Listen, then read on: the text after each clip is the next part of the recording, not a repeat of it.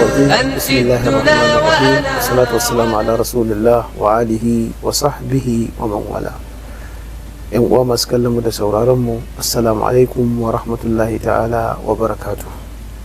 Barkanmu da saduwa a wannan yammaci mai albarka, a wannan fili mai albarka na auratayya.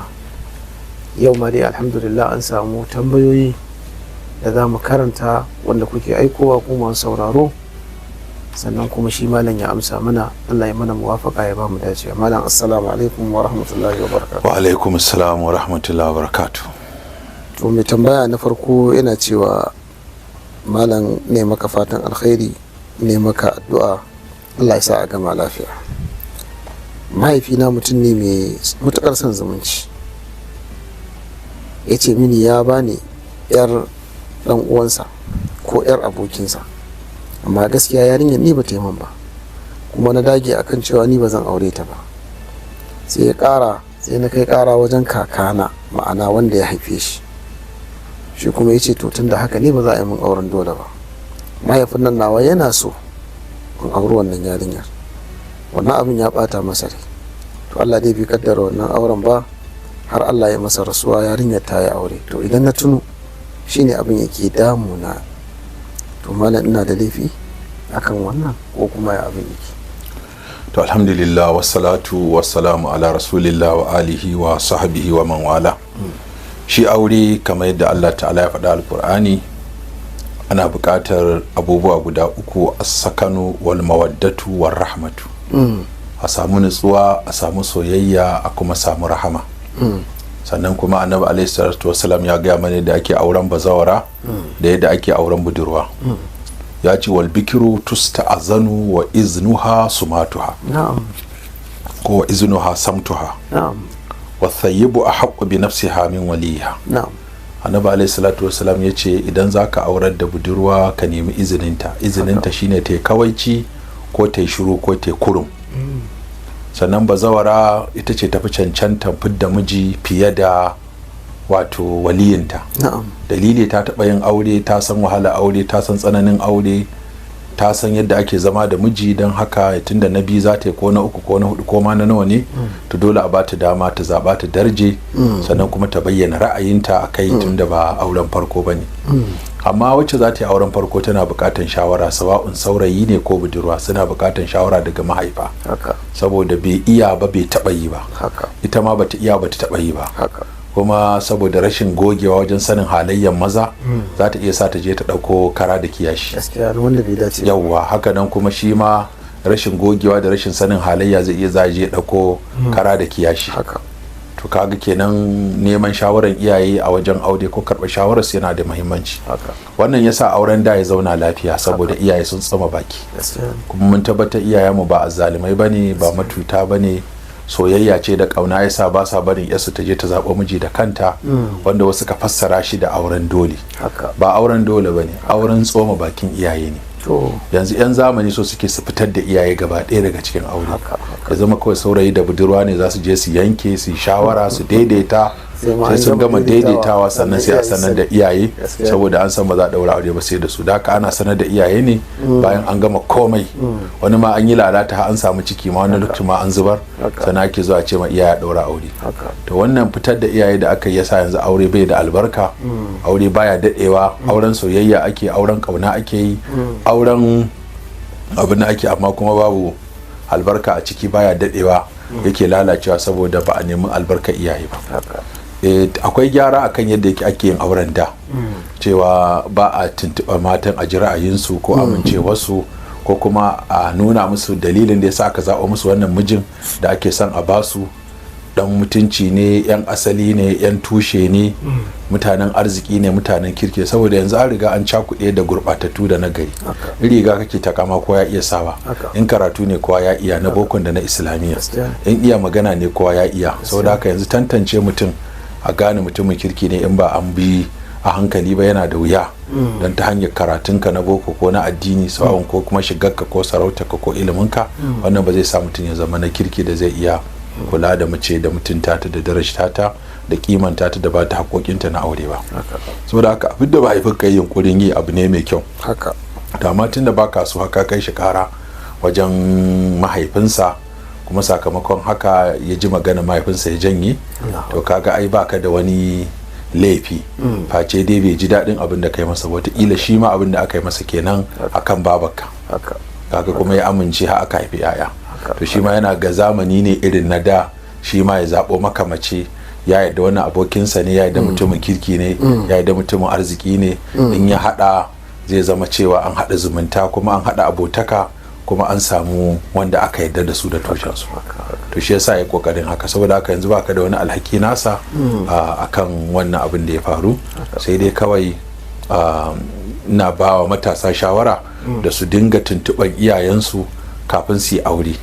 Kuma 'yan mata duk wanda ya zo ya ce yana son ki ko yana ƙaunar ki ko zai aure ki, ki fara haɗa shi da iyayenki tukunna su fara tantance miki shi, saboda ke baki da rariyar da zaki iya tankaɗe shi, ki rairaye shi, ki kuma tace shi, ki tabbatar da ingancinsa. In surutu ne kwa ya iya, maganganu ne masu daɗi, dama application ne ake sauke a waya, ai ta tura miki in kwana 1000 zai akwai wanda za a tura miki kullum sabo, na safe daban na yamma daban. Saboda haka wannan kadai ko baya wadatarwa a wajen aure, dole akwai abubuwa da yawa da ake bukata ga miji kafin a bashi mata. Saboda haka a takaice dai ba ka da alhaki na wannan mahaifi naka, sai dai ka ci gaba da yi masa addu'a da yi masa sadaka jariya da kuma tsayawa a matsayin mutumin kirki wanda za ka ci gaba da kare mutuncinsa, ka jawo abin da za a zage shi ko a ci mutuncinsa. To alhamdulillah, malam mai tambaya ina tambaya, ya ce ina zaune a ƙasar Nijar kuma ne wa malam fatan alkhairi. Me hukuncin namijin da ya yi wa mace aure, ya auri mace amma ta hanyar sihiri? Da farko ta ce ba ta son sa, daga baya kuma ya mata sihiri ta karkata gare shi har ya aure ta, har Allah ya subhanahu wata'ala ya sa sun samu 'ya'ya ko kuma sun samu ɗiya a yanzu. Malam ne matsayin auren kuma ina matsayin wannan yarinya? To na farko dai Allah ta'ala ce wala yuflihu sahiru haythu ata, masu sihiri ba sa cin nasara ko ta ina suka zo. Wani ma ya ce abin nan Allah ta'ala ce kaidu sahir, wato kaidin sahiri ne. Wadda haka shi sihiri haramun ne a musulunci aikata shi da yadda da shi, amma wasu malamai suna sa shi a cikin abin da ke warware musulunci, cikin anwaqidul islam ana shi da an kawo as-sihir wa minhu as-sarf wal ataf. As-sarf wal ataf nau'i ne na sihiri. As-sarfu shine sihirin raba tsakanin wani da wani, al-atfu sihirin hada wani da wani. A cikin anwa na sihiri akwai farriqo na bihi bainal mar'i wa zawjihi, kuma wanda ake atafin tsakanin miji da mata, sihiri ne dangoginsa ake yi domin a hada. So ya dangana ga nau'in sihirin. Idan sihiri ne wanda ake hadawa da abubuwan da za su kai mutum zuwa ga kafirci, to kaga wannan sai ka tuba don ka aikata abin da yake na kafirci, ka sake jaddada musuluncin ka dawo musulunci.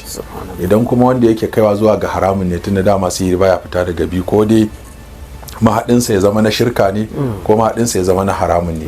To kaga kowanne ne dai yana bukatan ka tuba, kuma komai da ɗan daɗewa wannan sihiri sai ya warware. Wasu ma sun ce sihiri baya wuce kwana 40 yake warwarewa. To kaga abin da zai biyo baya kuma kiyayya ce za ta biyo baya da abubuwa daban-daban sakamakon abin da aka kulla na saban Allah, wanda da shi aka yi amfani wajen yin aure. Tunda dama sihiri yana tasiri amma da izinin Allah, amma hum bidarrina bihi min ahadin illa bi idhnillah. Allah ta'ala ce ba su da iko su cutar da wani da sihiri face da izinin Allah. To kaga sai kai ta neman gafara Allah, ka ta mata, ka cutar da ita, ka kuma nemi gafara Allah bisa sihirin da ka aikata. To Allah ya datar da mu. Malam, wani kira malam ya kamata ya yi? Ni dai ina bangaren kabila daban, iyayen suna bangaren kabila daban wadda zan aura, amma saboda bambancin kabila an hana ni aura. Kamar ni ba fulatani ne, su kuma mahuta ne. To wannan ya cutar da ni kuma yana cutar da al'umma irin wannan. Haka na za ka ga cewa wata sana'a da wata sana'ar ba a basu, ko ba tarbiyya suka rasa ba. Allah gafarta malam, wani jan hankali za ka yi akan wannan irin? To wannan tsohon abu ne, ya daɗe kuma ya yi tasiri sosai. Duk da musulunci ya zo ya yi ta ƙoƙarin yaƙi da wannan, amma abin har yanzu yana nan. Cewa an ware wasu masu sana'o'i, an kaskanta sana'o'in, an wulakanta sana'o'in, ana gama sana'o'in, ba za a aure su, ba za a auren musu ba. sannan kuma akwai wasu kabilu da tun a dama ba a ba su aure, ba a aura daga gare su, kuma abin ya yi tasiri har ya zo zuwa yanzu. Akwai irin wannan, in ka ga gurin da wannan abin tasirinsa ya ragu sai inda addini ya karfi, wayewa ta karfi, birnantaka ta karfi, zamantakewa da cuɗanya da sanin halayya ya zama ya haɗu, to a nan ne ake mantawa da waɗannan bambance-bambance. Saboda haka kai ma sai ka duba yanayinku, idan yanayinku iyayenka ba a birni suke ba su saba da irin waɗannan abubuwa ba, kai ma ka ɗauko musu abin da za ka sha wahala. Yau wani za ka ji sun ce lalle a auren farko suna so ɗansu ya auri 'yar ƙabilarsu ko 'yan garinsu, wasu kuma su ce a su ba za su yadda auro musu 'yar ƙabila kaza ba, ko me yanayi kaza ba. To ka gani tunda ka san iyayenka haka suke, kuma suna da tauri, kuma kai ne ka tafi ka fita daga yankin ko ka je ka waye, to ka tilasta wa iyayenka waye wadda kai ka je kai ta rigima da su, ka zo ka kasa samun zaman lafiya. Zaman lafiyanka da iyayenka ya fi zaman lafiya da matar da zaka auro. To kaga in ma ba ku zaman lafiya da iyayenka, ita ba ta ji daɗin zama a yankin ba, kuma ka shigo da cin kabila da ba nata ba, yaren da ba nata ba, ko ba su karɓe ta ba, waye wasu ba ta kai su karɓe ta ba, to za ta sha wahala, za ka sha wahala, iyayenka za su sha wahala. To ƙara ka duba a cikin kabilar taku wanda take ta cika irin sharaɗin da yasa kake son ka auri waccan, sai ka haƙura da wannan ka auri waccan. Wannan in a birni ne an riga an waye babu matsala, amma ba muna cewa ka ai bane, amma akwai abin da yin sa din zai wahala a yi nasara ko a ji daɗin zama in an yi. So tunda in kana son fara a cikin kabila ko akwai, in kana son mai ilimi ko mai tarbiya duk za a iya samu a cikin kabila ku. To ƙara ka haƙura ka nemi 'yar kabilar taku, ina ga zai fi sauki. To Allah ya datar da mu, da fatan masu sauraro sun ji daɗin wannan shiri mai albarka. Allah ya bar tabaraka wa ta'ala ya ba mu ikon aiki da abin da muke ji, kuma malam yake sanar da mu da kuma shauran malamai. Allah tabaraka